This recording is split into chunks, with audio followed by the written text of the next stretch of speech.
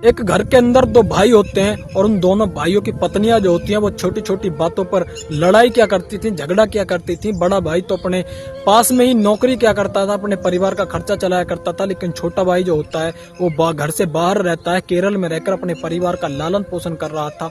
उसकी जो भाभी होती है वो अपने पति से कहती है कि हम मेरी जो दो रानी है, आपके छोटे भाई की जो पत्नी है, इसके कमरे से अजीब तरीके की आवाज आती है। तो उसका पति कहता है कि तुम पागल हो रही हो, तुम खामोखा के उस पर लांछन लगा रही हो, झूठ बोल रही हो, आखिरकार तुम घर में विवाद करना क्यों चाहती हो, तुम घर में झगड़ा करना क्यों चाहती हो। शादी को इतनी साल हो गई, आज तक तो उसकी कोई भी शिकायत नहीं आई और उसके बाद में वो उसको धमका कर, उसको डांट कर उसको शांत कर देता है। लेकिन उसके बाद में धीरे धीरे से बात उस लड़की के पास में पहुंच जाती है, उसकी दोरानी के पास में भी पहुंच जाती है। उसके बाद में वो दोरानी वो एक नाटक करती है, एक्टिंग करती है, रोने लगती है, कहती है कि यहाँ पे तो इस घर में तो मुझ पे लांछन लगाए जाते हैं, मुझ पे झूठे आरोप लगाए जाते हैं, अब मैं किसी भी कीमत पर यहाँ नहीं रहूंगी। वो अपने घर से चली जाती है अपने दोनों बच्चों को लेकर और कहीं बाहर रहने लगती है। इसी बीच में उसके पति की हत्या हो जाती है, उसके पति का कत्ल हो जाता है और जब उसके पति का कत्ल होता है वो किसी और से शादी कर लेती है और वो सुहागरात मना रही थी और दूसरी तरफ उसके पति का जिसका कत्ल हुआ था उसकी लाश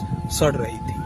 और जिसने इस खबर को सुना, जिसने पढ़ा, वो वाकई में सोचने पे मजबूर हो गया कि आखिरकार ऐसे कैसे हो सकता है। दोस्तों, इस वीडियो में जानने की कोशिश करेंगे कि आखिरकार किसने क्या, क्यों किया, कहाँ किया, कब किया और कैसे किया। राम राम, नमस्कार, सत श्री अकाल, जय हिंद। दोस्तों, मेरा नाम है जीत सैन और ये सच्ची घटना है उत्तर प्रदेश के जिला मैनपुरी की। एक तो उधर वो दोरानी उस घर से निकल जाती है, लेकिन चिंता की बात होती है कि वो देवर भी उस घर में नहीं आता, जो कि कहकर गया था कि मैं जल्द ही लौटूंगा, लेकिन वो भी नहीं आता। उसके बाद में उसका भैया और उसकी भाभी पुलिस स्टेशन में जाते हैं, कहते हैं कि ना तो हमारी दोरानी का कुछ अता पता चल रहा है और ना ही हमारे देवर का कुछ अता पता चल रहा है। उसके बाद में पुलिस उनको छानबीन करते, उनको ढूंढने की कोशिश करती है, लेकिन वो कहीं पर भी नहीं मिलते, उनका कुछ भी अता पता नहीं चलता।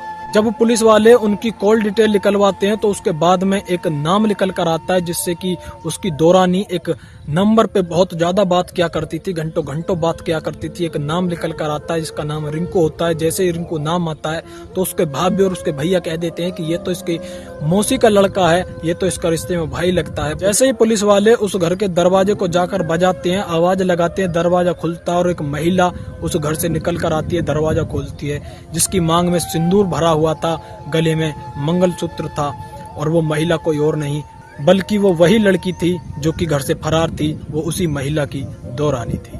पुलिस वाले उसको और उस लड़के को, जो कि उसकी मौसी का लड़का था, रिश्ते में उसका भाई लगता था, पूछते हैं कि ये तुम्हारा भाई है? तो वो कहने लगती है कि ये मेरा भाई नहीं, ये मेरा पति है, मैंने इससे शादी कर ली। पुलिस वाले जब अपने तरीके से उनसे सख्ती से पूछते हैं कि पूरी कहानी क्या है, तुम्हारा पति कहाँ है और तुम यहाँ पर कैसे आई, ये तुम्हारा भाई है, तुम इसको पति कैसे बोल रही। जब वो अपनी कहानी सुनाती है तो वाकई में लोग हैरान रह गए, परेशान रह गए कि एक शादीशुदा महिला आखिरकार कैसे कर सकती है जिसके दो बच्चे भी हो। शुरुआत होती है सोशल मीडिया से। दरअसल वो औरत अपने घर में काम करने के बाद में वो सोशल मीडिया के पन्ने पलटती थी, कभी फेसबुक, कभी इंस्टाग्राम, कभी यूट्यूब पर।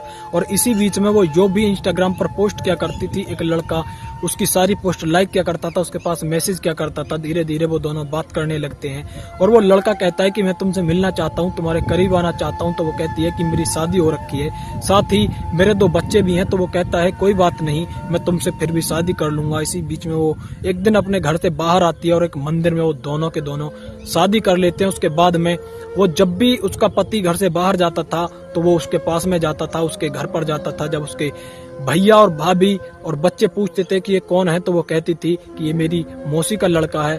तो वो सबको यही बताती थी कि ये मेरी मौसी का लड़का है, रिश्ते में मेरा भाई लगता है। उसके बाद में रात को उसकी जो भाभी होती थी, जो जेठानी होती, उसको तरीके की एक आवाज महसूस होती थी, आवाजें आती थी, लेकिन उसका जो पति था वो इस बात से बिल्कुल खिलाफ था, उसको डांट कर धमका कर चुप कर देता है। और जब वो उस लड़की के पास में जाकर उसके कमरे में ही सोता था, क्योंकि वो रिश्ते में उसका भाई लगता था, तो कोई भी उस रिश्ते पर उंगली नहीं उठाता। लेकिन उस कमरे से आवाजें आती थी। उसकी जेठानी जब अपने पति को बताती थी तो उसका पति अपनी पत्नी को डांट कर धमका कर चुप कर देता था। लेकिन उसके बाद में वो एक ढोंग करती है, एक्टिंग करती है और उस घर से निकल जाती है। और उस महिला का पति जो कि हर साल होली पर अपने घर आता था, परिवार के साथ में त्योहार मनाता था, लेकिन इस बार वो कहता है कि मैं आज के बाद बाहर नहीं जाऊंगा, मैं तुम सबके साथ ही रहूंगा, अपने परिवार के साथ रहूंगा और यहीं पर कोई काम देख लूंगा, यहीं पर मैं अपने परिवार का खर्चा चलाऊंगा, अपने परिवार के साथ रहूंगा, अपने बच्चों के साथ रहूंगा। और ये बात उसकी पत्नी को और उसकी पत्नी के प्रेमी को बिल्कुल खटकती नहीं है। वो दोनों परेशान हो जाते हैं, क्योंकि वो अगर वो पति उस घर में रहेगा, उनके साथ रहेगा, तो वो दोनों एक दूसरे से कैसे मिल पाएंगे। इसी बीच में वो एक्टिंग कर कर, एक ड्रामा कर कर घर से निकल जाती है और अपने पति से कहती है कि हम अब अपना घर छोड़कर आ तो गए हैं, लेकिन कुछ सामान की जरूरत है। वो जैसे कुछ सामान लेने के लिए जाते हैं तो वो कहती है कि मैं एक लड़के को जानती हूँ जो कि रिश्ते में मेरी मौसी का लड़का है, वो हमको अच्छा सामान दिवा देगा, कम पैसों में सामान दिवा देगा। वो अपने पति को उसके साथ भेज देती है, उस लड़के के साथ भेज देती है, अपने प्रेमी के साथ। और उसके प्रेमी के साथ में भी एक लड़का रहता है, उसके साथ में। वो कहते हैं कि सामान तो बाद में ले लेंगे, चलो पहले कुछ खा पी कर आते हैं। एक जंगल में जाते हैं, वहां पर दारू पीते हैं, शराब पीते हैं। इसी बीच में उसके सिर पर किसी चीज से वार कर देते हैं और वो बेहोश होकर गिर जाता है। उसके बाद में मारपीट करते हैं, लातों से उसके शरीर पर वार करते हैं। उसके बाद में उसको उठाते हैं और जिला लगता है हाथरस, एक सड़क के किनारे उसको घेर कर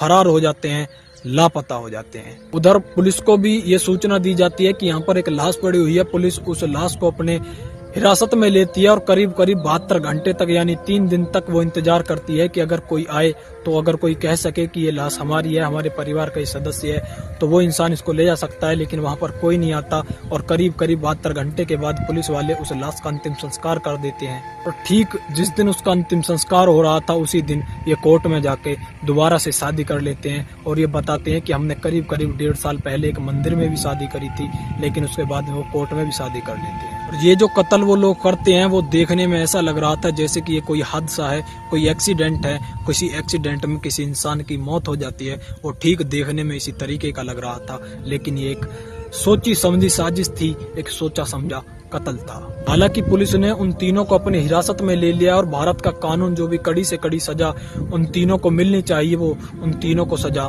दिलवाएगा। दोस्तों, इस वीडियो का उद्देश्य किसी को डराना धमकाना बिल्कुल भी नहीं है, बल्कि आपको जागरूक करना, आपको सचेत करना है। आप सभी का मन, आप सभी की राय इस वीडियो पर क्या कहती है, कमेंट सेक्शन में जरूर बता देना। जय हिंद, जय भारत।